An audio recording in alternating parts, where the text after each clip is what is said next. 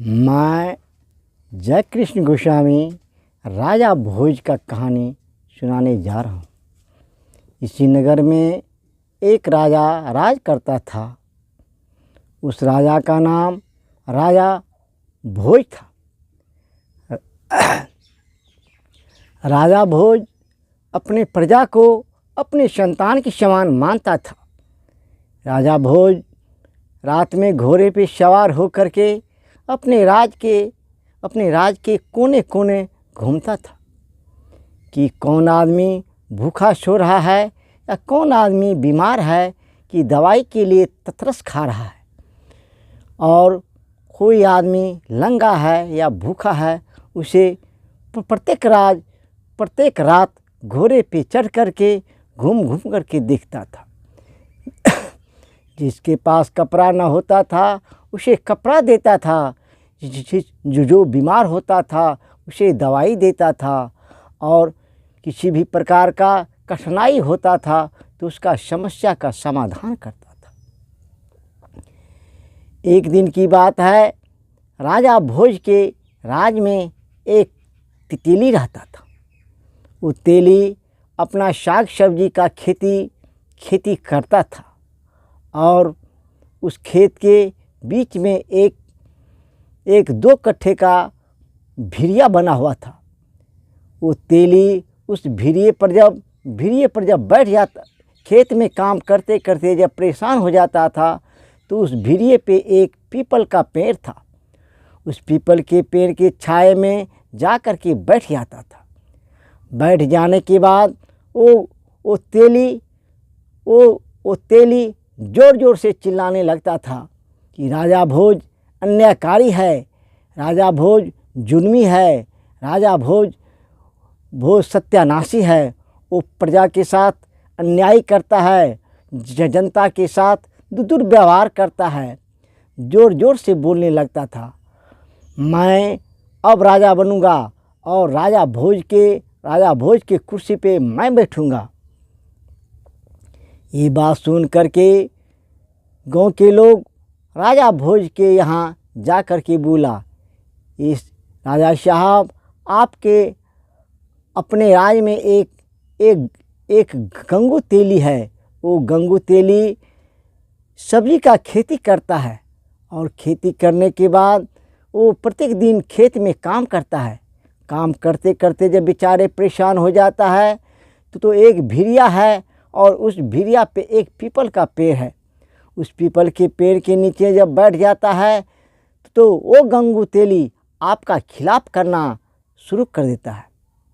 राजा ने बोला कोई बात नहीं, बेचारे जब खेत में काम करते करते परेशान हो जाता है तो वो कुछ कुछ बोलने लगता है।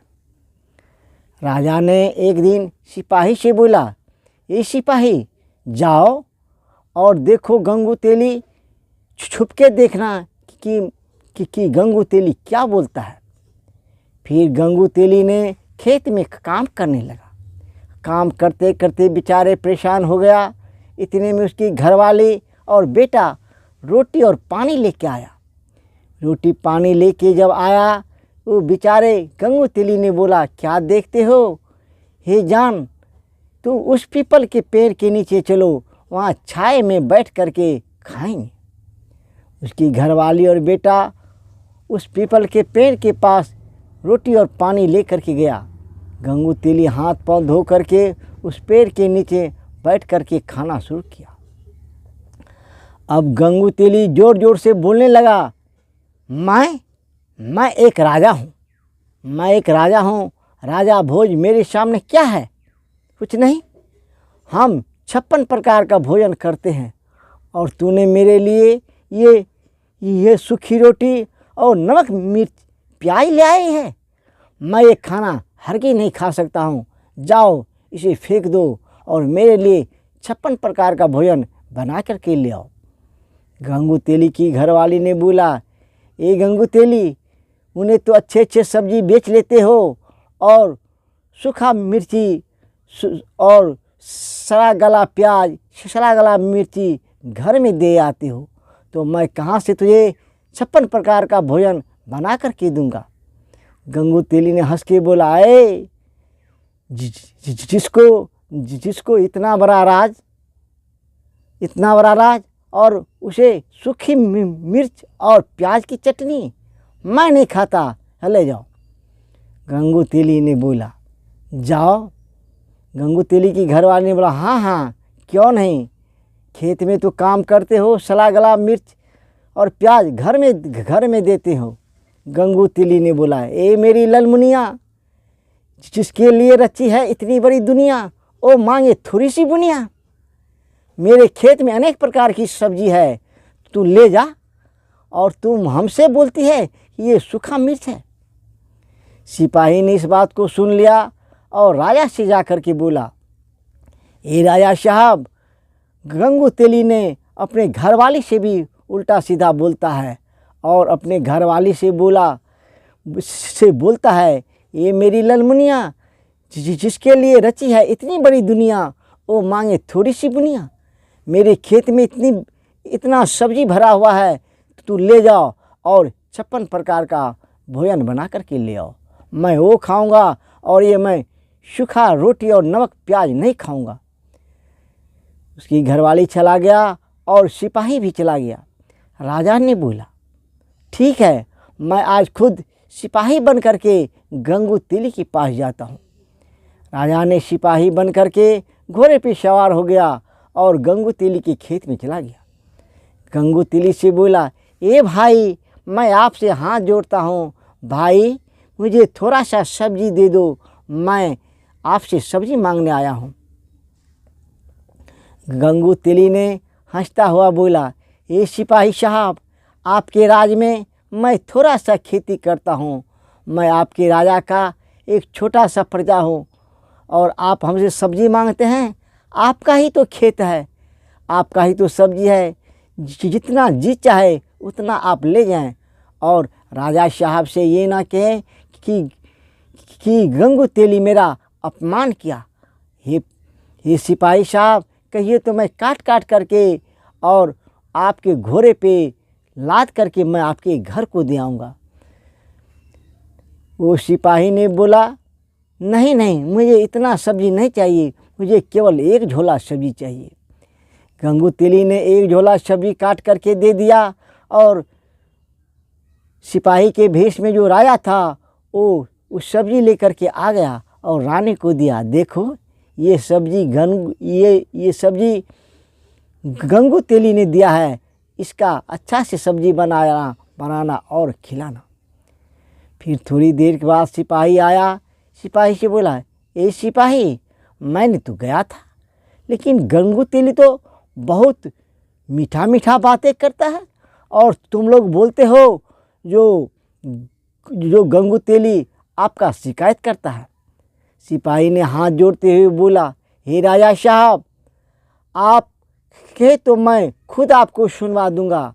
गंगू तेली जब खेत में काम करता है तो बेचारे बहुत सीधा साधा बात करता है, लेकिन वहाँ 2 कट्ठे की भिरिया का खेत है, वहाँ एक पीपल का पेड़ है, उस पीपल के छाए में जब वो बैठता है तो वो अपने आप को बहुत बड़ा राजा समझता है। आप ना विश्वास हो तो चल करके वहाँ सुनना चाहिए।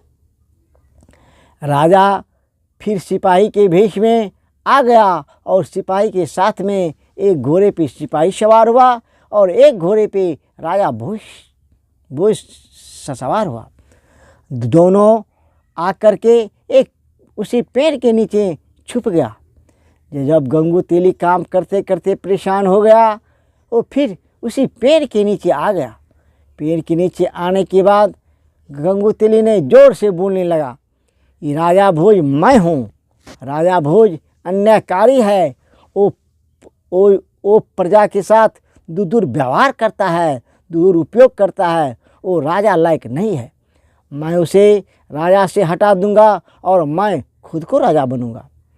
राजा इस बात को सुन लिया और वहाँ से चुपचाप आ गया। चुपचाप आने के बाद जब गंगू तेली ने विश्राम कर करके लौट गया और खेत में काम करने लगा, वो फिर दोनों सिपाही वहाँ गया। बोला, ये गंगू तेली उन्हें राजा का खिलाफ बोलता है। गंगू तेली ने हाथ जोड़ के बोला, सरकार, मैं किस खेत की मूली हूँ जो मैं राजा साहब का शिकायत करूँ? मैं कोई शिकायत नहीं करता हूँ, मैं तो राजा का चरण का पूजा करता हूँ। ऐसा राजा तो किसी राज में है ही नहीं, जो कि भूखे को अन्न देता है, बीमार को दवाई देता है, लंगे को कपड़ा देता है और सारे प्रजाजन को अपने संतान के समान समझता है और गांव की सारी महिलाएं को अपनी माँ बहन के समान समझता है। ऐसा राजा तो भगवान ही होता है, मैं उसका खिलाफ क्यों बोलूं? राजा इस बात को मन ही मन सोचते सोचते अपने घर को चला गया और खाना पीना खा करके सो गया। रात में रानी से बोला, हे प्राण प्यारी, मैं आपसे एक बात बताऊं? रानी ने हंसते हुए बोला, हे राजन, एक बात क्या दो बताइए, दो बात क्या चार बताइए, और आप न बताइएगा तो और कौन बता सकता है? राजा भोज ने कहा, मेरे राज में एक गंगू तेली है जो कि सब्जी का खेती करता है। सब्जी का खेती करता है और खेत में काम करते करते जब परेशान हो जाता है तो 2 कट्ठे की भिरिया है, वहाँ एक पीपल का पेड़ है, वहाँ वो आराम करने के लिए जब बैठ जाता है तो वो ज़ोर ज़ोर से बोलने लगता है, राजा भोज अन्यायकारी है, राजा भोज सारे प्रजा के साथ दुरुपयोग करता है और अन्यायकारी काम करता है। और जब उस पेड़ से नीचे उतर जाता है, उस भिरिया से नीचे आ जाता है तो बहुत मीठा मीठा बातें करता है। रानी ने बोला, हे राजन, आप मेरा बात अगर माने तो मैं कुछ बोल सकता हूँ। बोला, हे प्राण प्यारी, तुम्हारा बात न मानूं तो और मैं किसका बात मान सकता हूँ? रानी ने बोला, 2-4 लेबर को ले लीजिए और उस भिरिया को खुदवाइए, शायद हो सकता है आपके वंशज का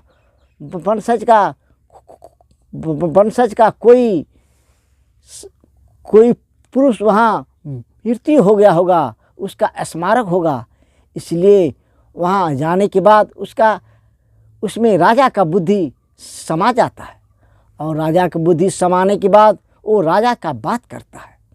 या आपके खानदान का वहाँ सिंहासन होगा, जिस सिंहासन पे बैठने के बाद वो राजा का राजनीति का बात करता है। राजा को ये बात दिमाग में सेट हो गया। सुबह होते ही 2-4 लेबर को लिया और उस भिरिया के पास पहुंच गया, पीपल का पेड़ को कटा करके फेंक दिया और उस भिरिये का मिट्टी कटा करके फेंकने लगा।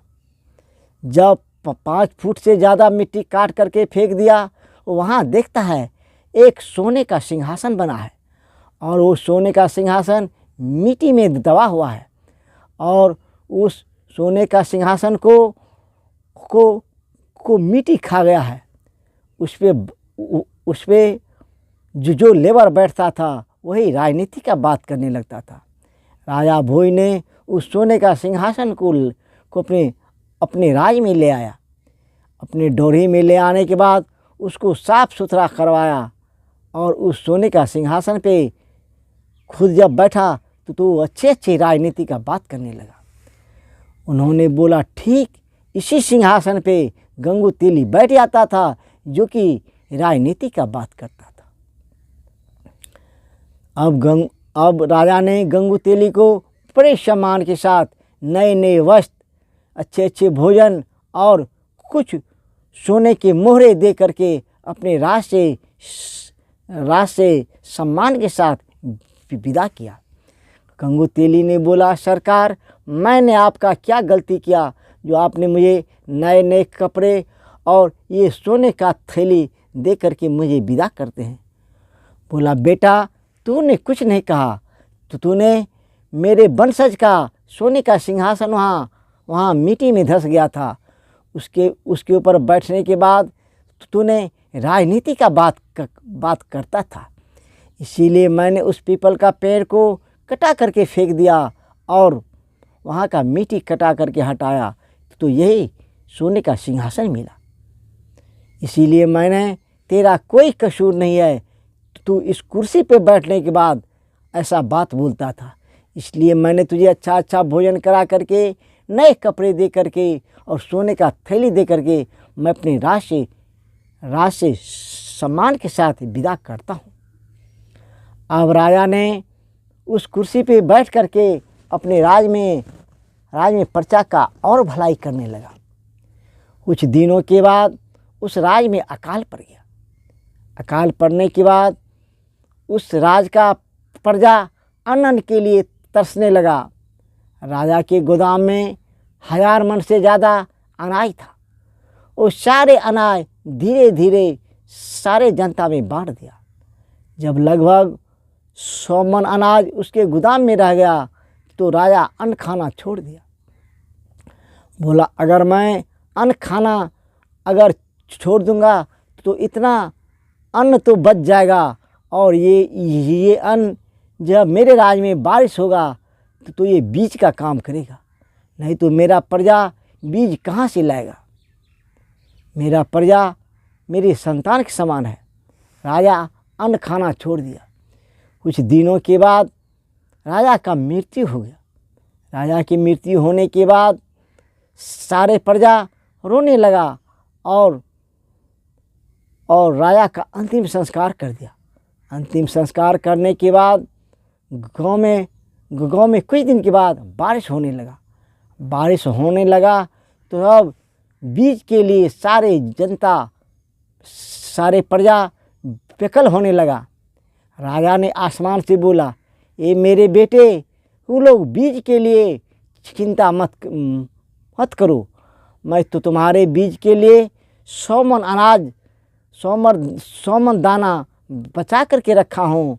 मैंने अगर खाना चाहता तो वो अन्न मैं राजा रानी खा जाता, लेकिन नहीं, हम राजा रानी अन्न खाना छोड़ दिए थे। तुम लोगों के लिए 100 मन अन्न बचा करके रखे। जाओ गोदाम खोल लेना और सारे प्रजा बरोबर करके बांट लेना और खेती करना, फिर उपज होगा तो तुम लोग सुखमय ज़िंदगी बिताना। अब सारे प्रजा बोला कि मरा हुआ आत्मा कहीं सच बोलता है, ऐसा नहीं हो सकता है। सारे प्रजा मिल कर के आया और राजा का गोदाम खोला तो उसमें 100 मन अन्न से ज़्यादा अन्न था। सारे प्रजा अन्न ले करके बरोबर करके बांट लिया और रोता हुआ चला गया कि आज मेरा माता पिता दोनों का मृत्यु हो गया, जो कि मेरे राजा हमारे माँ बाप के समान मेरे लिए बीज जुगा करके रखा और वो अन्न नहीं खाया, अन्न के बिना मर गया। राजा भोज की जय हो, राजा भोज की जय हो। राजा भोज का जय जयकार करते हुए वो लोग सारे खेत में बीज डाल दिया, और बीज डालने के बाद जब उपज आया तो राजा भोज के नाम से बहुत बड़ा भंडारा किया। भंडारा करने के बाद सारे आदमी भंडारा खा करके धन्य हो गया। अब राजा भोज और प्रजा और गन्नू तेली का कहानी समाप्त हो गया।